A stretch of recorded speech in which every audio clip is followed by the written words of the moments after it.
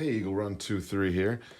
So I just made a video the other day. It's the last video on my channel where we kind of talked about some of the gun bills and the gun confiscation, and where I kind of fell on that. And I kind of want to dig a little bit deeper into that because I really feel like there's a big correlation between what's happening right now with the vaccinations and how that actually relates to what I think could happen or will happen with gun confiscation. So I said in that video that they're not coming for your guns. They're not going to take our guns. It's not going to happen. And what I mean by that is there's not a situation where there's going to be a person or a crew tracking down individuals coming to your house and taking away your firearms. That would be a very messy process. As it stands right now, without a gun registry, they don't even know where all the guns even are. So that's very messy. So contrast that with what's going on right now with vaccinations and the, I can't say the word, C-19 situation. Now, they're going to do this with paperwork. And that's how they're doing the vaccination situation is eventually you're not going to be able to, file your taxes, get a tax refund, get on a public transportation. You could even see situations where registering your children at school or renewing your vehicle registration, all of those sorts of things, it's going to happen with paperwork. And that's what gun confiscation would actually look like. Essentially, you're going to be held hostage, just like they're not going to come and hold you down and stick a needle in your arm. That would be very messy and that would be very labor intensive. The government is going to do this with paperwork. And I've just kind of I've been digging into this stuff the last couple of weeks, and it's just kind of how I see that playing out. To them, that the vaccine is the ticket back to pre-pandemic life.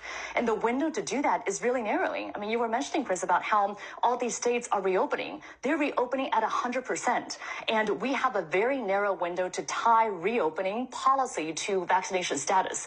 Because otherwise, if everything is reopened, then what's the carrot going to be? How are we going to incentivize people to actually get the vaccine? So that's why I think the CDC and the Biden administration needs to come out a lot bolder and say, if you're vaccinated, you can do all these things. Here are all these freedoms that you have.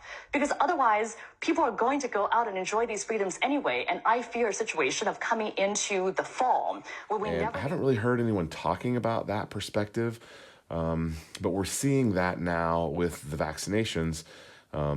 You have people who are like, I'm vaccinated. You can even buy these little cards that you wear on your neck that say you're vaccinated.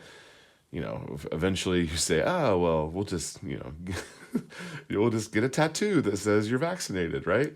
I'm joking, but this is the direction that we're going. What if you couldn't get internet or your cell phone wasn't working unless you were in compliance with whatever regulation they were trying to push on you? So I think when we're talking about those things, it's important that we're talking to our senators and our congressmen and we're communicating with them. I got emails from both of my representatives in the last 24 hours. They were form stock replies. It's not like anyone knows who I am, but I think that's all just something to consider. I know a lot of people think, knocking on your door and coming in and taking your guns, but I just don't think that's what it would look like. They're going to convince you to turn them in themselves. And so that's why we need to make sure that we're voting and that we're on top of all of the bills that are running through. Dianne Feinstein has said that she wanted to do a full gun confiscation bill, but she didn't think she had the votes for it. Well, as it turns out, last week she did put out that bill because she thinks that she does have the votes for it. And I think that is very interesting. Those types of moves and plays that are being made in Congress are bad news for us. And we don't have the majority in the Senate. And thankfully, you need 60 votes for a lot of that stuff to pass. There has to be some bipartisanship. It's not all just a 50-50 with Harris being the tiebreaker. Just kind of something I've been thinking about with how the C-19 virus relates with what a gun confiscation could look like. All right, cool guys. Thank you for listening. Thank you for subscribing. We'll see you on the next video.